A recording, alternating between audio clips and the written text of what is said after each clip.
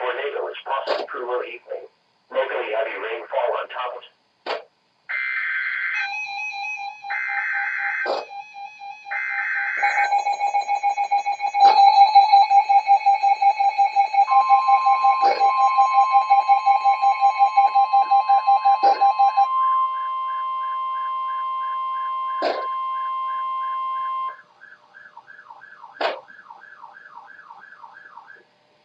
the National Weather Service in Norman has issued a flash flood warning for southern Cotton County and southwestern Oklahoma, southwestern Jefferson County and southern Oklahoma, southeastern Tobin County and southwestern Oklahoma, Baylor County in northern Texas, Archer County in northern Texas, Wichita County in northern Texas, Clay County in northern Texas, Wilburger County in northern Texas, until 7 a.m.